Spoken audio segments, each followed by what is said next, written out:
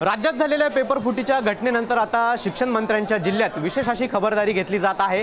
आपण सध्या नाशिकच्या एका परीक्षा केंद्रावरती आहोत आणि या ठिकाणी जर बघितलं तर 10वीचा आज पेपर आहे। विद्यार्थ्यांना आज सोडताना शाळा प्रशासनाकडून या ठिकाणी विद्यार्थिनींची चेकिंग केली जात आहे। या ठिकाणी संभाव्य गैरप्रकार टाळण्यासाठी या विद्यालयाकडून विशेष असे प्रयत्न केले जात असल्याचं आपल्याला एकंदरीतच या ठिकाणी पाहायला मिळत आहे। जे पुरुष शिक्षक आहेत ते मुलांची आपल्याला या ठिकाणी जर बघितलं तर तपासणी केली जात आहे।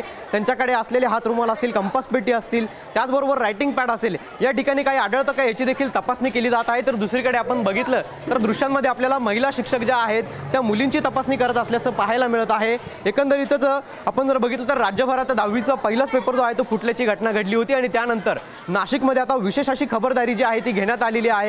खरं तर नाशिक हे शिक्षण मंत्र्यांचा जिल्हा असून या ठिकाणी आता आपल्याला जे विद्यालय आहेत, परीक्षा केंद्र आहेत ते ॲक्टिव्ह मोडमध्ये पाहायला मिळत आहे। विशेष अशी खबरदारी घेतली जात आहे। आपल्यासोबत या ठिकाणी केंद्र संचालिका आहेत।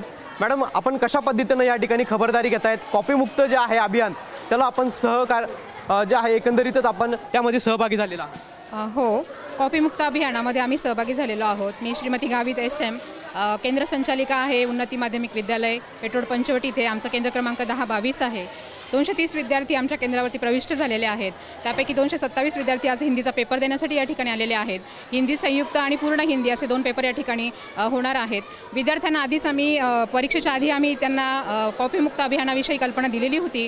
कॉपी करायची नाही। त्यानंतर जेव्हा उत्तरपत्रिका असेल त्या उत्तरपत्रिकेमधले बॅक साईडला जी सूचना आलेली आहे ते सूचनेचं वाचन तुम्ही करायचं आहे। विद्यार्थ्यांची बिफोर एक्झाम आम्ही त्यांची शपथ पण त्या ठिकाणी घेतलेली आहे आणि रोज पेपरच्या आधी मुलांचं चेकिंग करूनच आम्ही मुलांना केंद्रामध्ये पाठवत असतो। काय आपण विशेष असं जे आहे खबरदारी घेत असल्याचं आपल्या विद्यालयात पाहायला मिळतं? केंद्र क्रमांक 10-22 आज हिंदी पूर्ण आणि हिंदी संयुक्त असं 2 माध्यम असलेले पेपर आहे।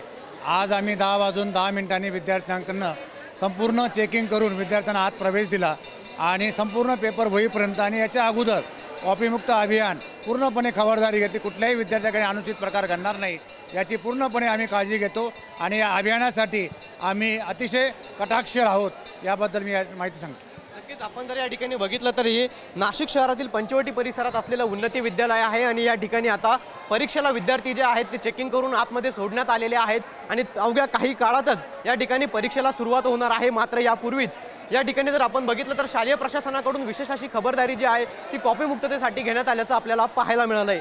कॅमेरा पर्सन प्रसाद पवारसह पवन येवले, TV9 मराठी, नाशिक।